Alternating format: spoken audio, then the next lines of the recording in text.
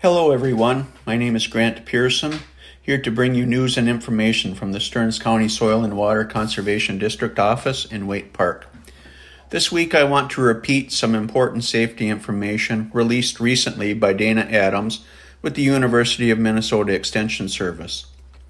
With fall and the changing of the seasons, manure management can easily become a secondary and rushed task. There are so many other things to get done. When planning your harvest to-do list, does your operation understand the risks of manure handling systems? Is the farm staff trained on dealing with manure handling systems?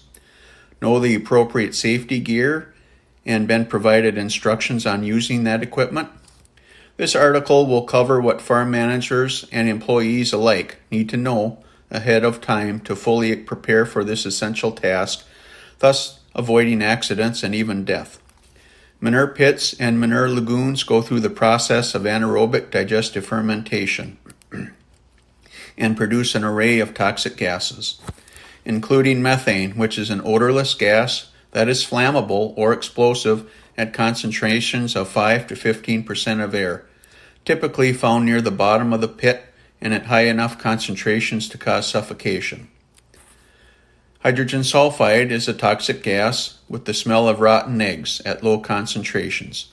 It is heavier than air and often settles toward the bottom of the manure pit, and at low concentrations can cause dizziness, headache, and respiratory tract irritation.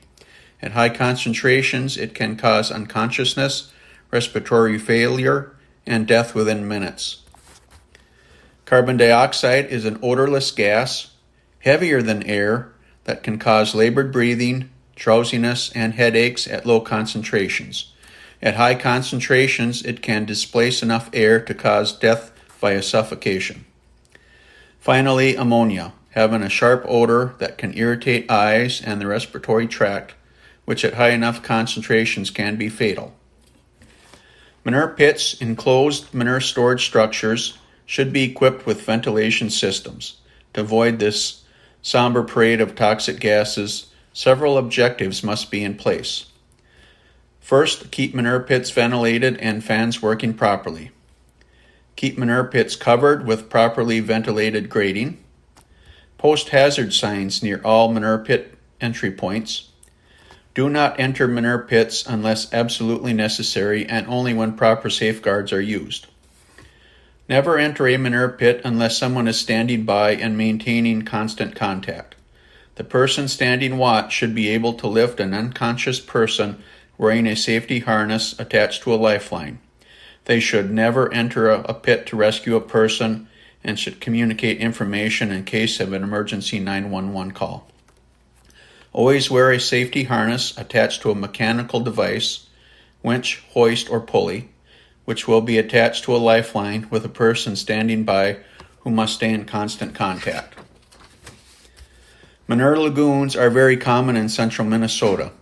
They also produce toxic gases that can cause health hazards in localized layers, especially on hot, humid days with minimal breeze. Gases are readily released when lagoons are agitated to remove manure to be incorporated as fertilizer into fields. Additional safety guidelines for manure lagoons include open-air lagoons should be fenced off around the perimeter, having locked access gates. Hazard signs should be posted at entry points, warning of toxic gases and drowning dangers. Wear a safety harness attached to a lifeline with someone at the other end.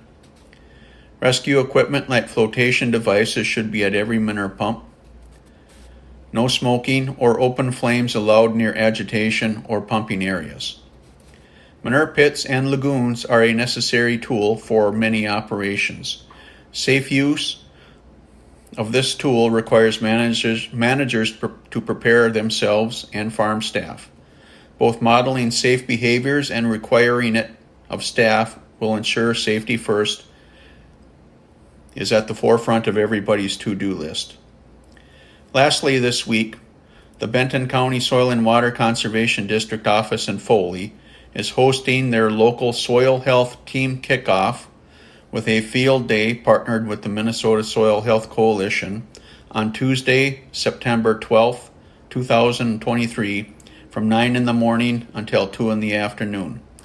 Join for a day of learning how to improve soil health and various speakers from the Soil Health Coalition, farmers, and demonstrations.